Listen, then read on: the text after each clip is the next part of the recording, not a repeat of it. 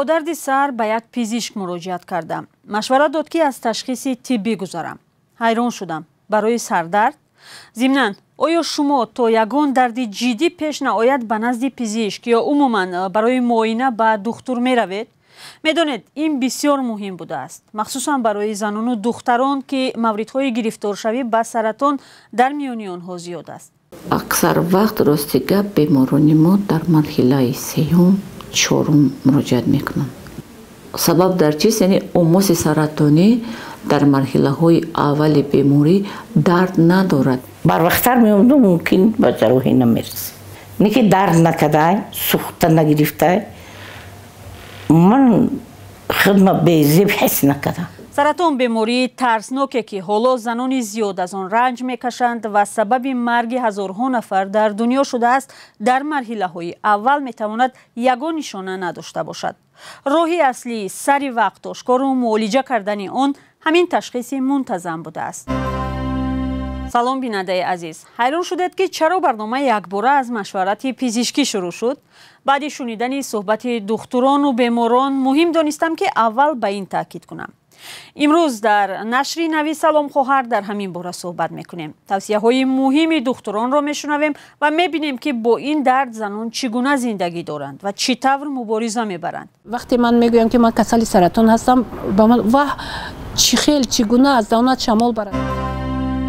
بنا به آمارها در جهان و تاجیکستان در میان زنان بیماری سرطان سینه یا غدود شیر و سرطان گردنک بچه‌دان رو به افزایش دارد. پزشکان میگویند تقریبا همساله تا 500 زن در کشور همچون گرفتاری سرطان غدودهای شیر آشکار می شود. به فرق از 13 سال پیش گرفتاری به این بیماری 2 برابر افزوده است. قهرمان برنامه ما هم اول در چنین حالت قرار داشت. ظرفا رحمانی زنی است که چند سال باز با سرطان سینه یا غدودهای شیر زندگی دارد. فکر میکردم که خب 6 ماه یا 1 سال قوتی برداشت درد رو میکنم، مثل که پیمان هم از همین درد تا 5 ماه برداشت کرد. 4 سال پیش وقتی پزشکان به ظرفا رحمانی گفتند آموسی بدصفت یا سرطان سینه دارد، فکر کرد مثل خواهر بزرگش به زودی مرگ به سراغش می آید. باور نداشت که با این بیماری بیشتر از 1 سال عمر بیند. یک نفس بسیار در حالت شوکی قرار داشتم. گمان کردم که تمام دیگر چیزی نیست، یگان موجودات زنده برایم وجود ندارد و یک حالت خیلی غم‌انگیز برایم پیش آمد. او این حالت را زود شکست و با درد مبارزه را آغاز کرد. حالا باور دارد برای شخصی که با این درد زندگی می کند خیلی مهم است که روحیه خود را قوی نگاه دارد و تسلیم نشود. شروع کردم با آموختن پیدایش سرطان و چگونه همین درد پیدا می شود و چگونه باید طبابت کرد. در همه حالت، در همه جایی که من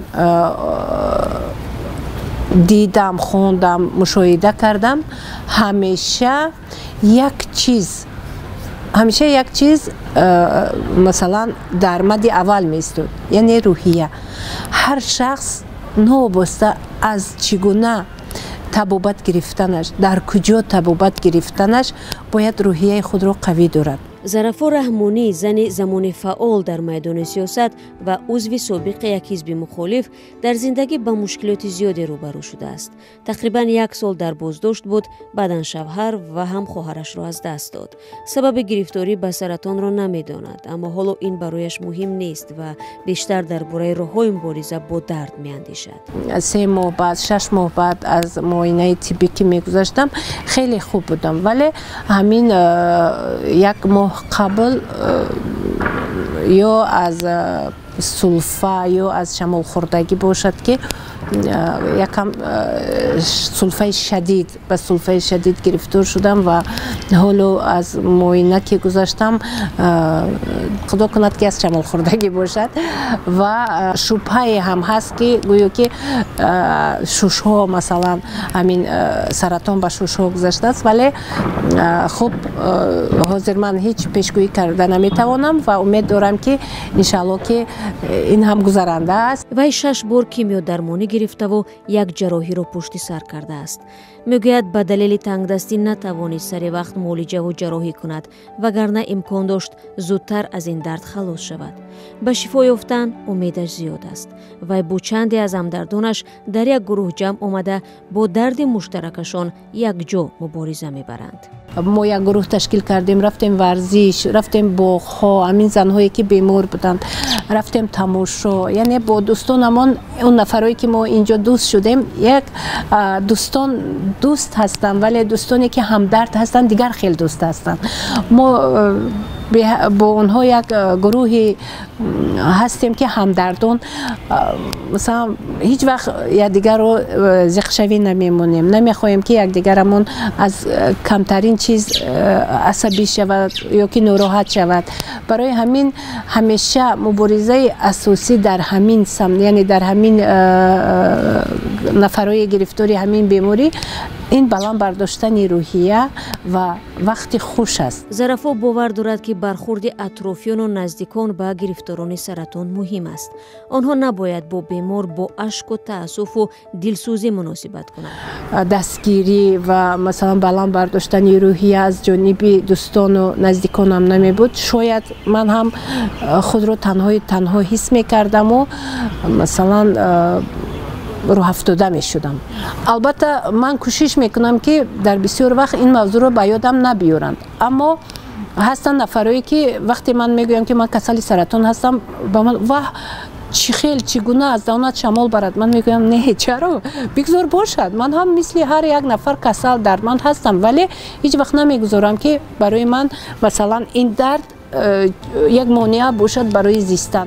این زن که چند سال باز با سرطان دست به گریبان است، به همدردانش توصیه می‌دهد که ناامید و هرگز تسلیم نشوند. اونی که درد داده به ما، اون هم دوا میبخشد. این گفته های مصاحب ما را پزشکان هم تاکید میکنند. اراده قوی برای مبارزه با این بیماری بسیار مهم بوده است، اما چیز دیگری که طبیبان ساحه را نگران کرده است این جوانشوی بیماری سرطان بوده است. چرا زنان در برابر سرطان بیشتر آسیب پذیرند؟ و چی راه باید از فرجام بد این بیماری خود را نجات داد؟ نرگیز غیرت و پزشک تاجیک 15 سال باز به معالجه و جراحی زنان گرفتار سرطان سینه یا غدود شیر مشغول است.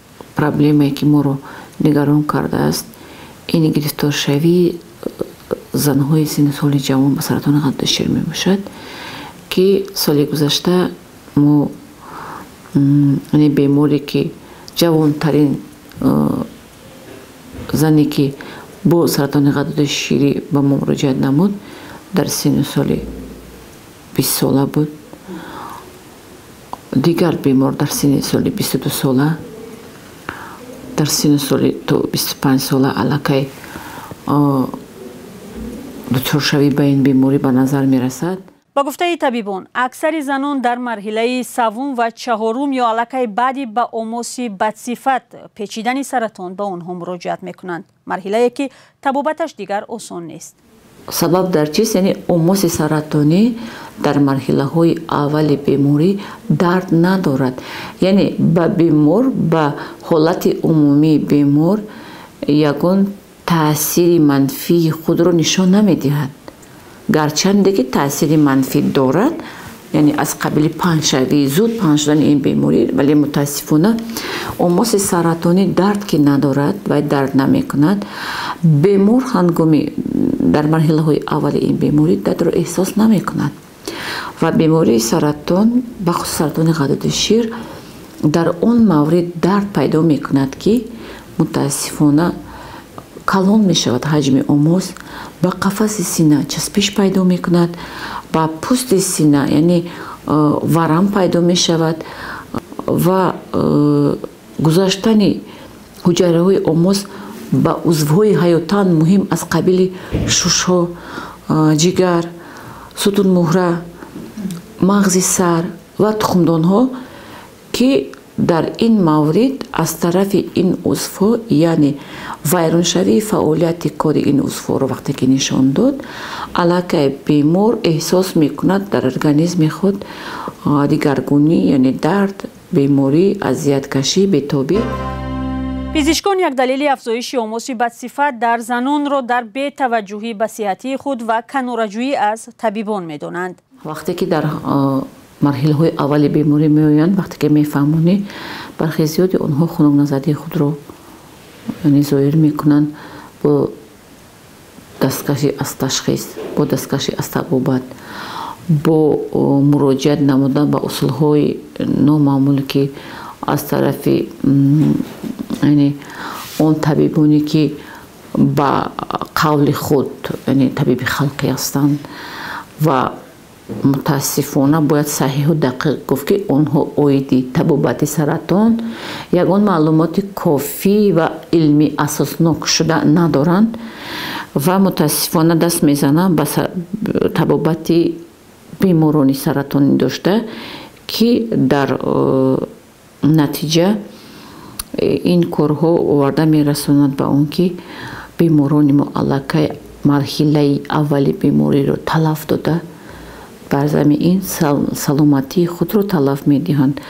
яъне дурнамои зист кам мешавад ва дар табобати дурусти ин беморӣ як мушкилоти зиёде фароҳам меорад. сабабҳои аслии гирифторӣ махсусан занон ба ин беморӣ чӣ аст? пизишкон вайроншавии кори ҳормонҳо, истифодаи аз меъёр зиёду нодурусти ҳабҳои зидди ҳамл, ғизои носолим, номуътадилӣ дар ҳаёти маҳрамонаро аз омилҳои аслии гирифторӣ ба саратони ғадудҳои шир ва гарданаи бачадон медонанд. саида умарзода, профессори кафедраи онкологии донишгоҳи тиббии тоҷикистон, аз чанд омили дигар ном мебарад. агар мо аз рӯи адабиётҳои илмӣ суханронӣ кунем, имрӯз исбот шудааст ки пайдошавии бемории саратон дар инсон дар умум, на фақат узвҳои репродуктивии занона, 50% онҳо ба омилҳои рафторӣ вобастагӣ доранд. кадом омилҳои рафторианд? пеш аз ҳама ин истифодаи ғизои носолим ва зиёдшавии вазни бадан, фарбегӣ дар байни занон, дар байни кӯдакон. ва дигар омил ин омилҳои вирусӣ ҳастанд ки ба бемории саратони мисол гарданаки бачадон, саратони ковакииដាҳон, саратони узвҳои ҷинсии мардона низ оварда мерасонанд ва ин ҳам сабабаш вируси папилломаи одам. ин сабаби инам омили рафторӣ алоқаҳои ҷинсии номураттаб, нодуруст. барои ҳамин анамин омили рафторӣ яке аз сабабҳои асосӣ ки 50% ташкил мекунад. ғайр аз ин 20% бемориҳои саратон ба ирсият вобастагӣ доранд ва 20% дигар аз ҳолатҳои экологӣ, муҳити зист, дар таркиби ҳаво будани канцерогенҳо, моддаҳои химикат. бархе аз беморон мегӯянд тавони сари вақт ташхису муолиҷаро надоранд, зеро барои ин маблағи зиёд лозим аст. аз мутахассис пурсидем ки муолиҷаи беморон чӣ гуна ба роҳ монда шудааст? вақте ки бемор дар марҳилаҳои 2 ё 3 аст, аллакай вай табобати мукаммалро ба истифода барад. инҷа ҳам химиодармонӣ, ҳам ҷарроҳӣ, ҳам табобати нурдармонӣ ҳаст. табобати химиодармонӣ имрӯз яке аз табобатҳое ки дар 70% беморон дар марҳилаҳои паҳнгашта истифода бурда мешавад. вобаста ба реҷаи табобат, нақшаҳои табобат, арзиши ин доруворӣ бениҳоят гарон аст. албатта аз ҳисоби кӯмакҳои башардӯстона, аз ҳисоби маблағҳои бюджетӣ ки имрӯз барои харидории дорувории кимиёвӣ ҳукумати ҷумҳурии Тоҷикистон ҷудо мекунад, мо то 5-6% беморонам ки аз оилаҳои камбизоат ҳастанд, маъюбият доранд, ба онҳо сарфа мекунем. дигари аҳолие ки ба бемории саратон ҳаст, онро аз киссаи оила харидорӣ мекунад. барои ҳамин муроҷиат ба шаҳрвандон ки сари вақт дарёфт кунанд. аз табиби тоҷик Наргиз Ғайратова пурсидем ки вақте занон аз бемории худ огаҳ мешаванд, аввалин вокунишашон чӣ аст? аз аввал бале яъсу ноумедӣ пайдо мешавад, тарсу ҳарос, яъне нисбат ба коҳиш ёфтани саломатӣ, нисбат ба марг фикр мекунад. бисёри модарон яъне фарзандонашонро фикр мекунанд. аз суханони онҳо бармеояд ки фарзандонам чӣ мешавад, ман онҳоро ба ки мегузорам. барои мо ҳам қабули ин чиз қиин аст, лекин мо таҳаммул мекунем, чунки барои онҳо дастгирии психологии табиб низ лозим аст. мисол меорем он нафаронеро ки дар мубориза бар зидди ин беморӣ муваффақ шудаанд. аз пизишк пурсидем ки ба ҷуз доруву дармон боз кадом роҳе вуҷуд дорад ки ба гирифторони саратон тавсия мешавад?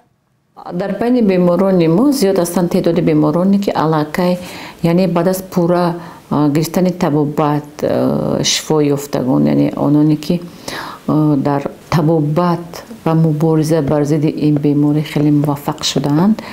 ва бояд ки ҳар як зан чӣ қадре ки дар тамоми дунё ин усули барқароркунии беморонро истифода мебаранд, ҳар як зане ки ба саратони ғадуди шир ё ки ба дигар намуди саратон вақте дучор мешавад, бояд ки аз ҷиҳати психологӣ агар зан мисол гирем вай хонашин бошад, ба ягон шуғли шавқовар вобаст кардан дар кор аст, чунки бисёре аз анамун ва таҷрибаҳо нишон медиҳанд ки нафароне ки як шуғл доранд, як албатта ки онҳо як гармӣ, як эҳсос, як умед пайдо мекунанд ба ояндаи дурахшоне ки вақте ки саратонро аз сар мегузаронанд.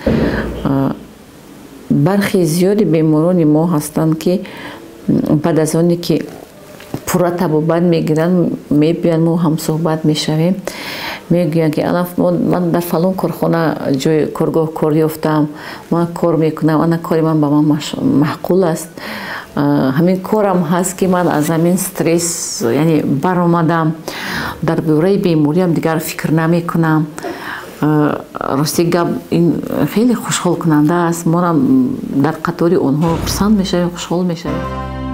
ҳастанд беморое ки аз соли 1999 имрӯз дар қайди маркази ҷумҳуриявии илмии саратоншиносӣ ҳастанду дар қайди диспансерӣ бо сиҳатшавӣ умр ба сар мебаранд. ба занҳои муҳтарам муроҷиат карда гуфтани ҳастам ки чӣ қадаре ки онҳо сари вақт муроҷиат кунанд, беморӣ сари вақт дар ҳолатҳои пеш аз саратони муайян шавад. анамин гуна муваффақиятҳои мо ҳам ба назар дастовардҳоро мегирем.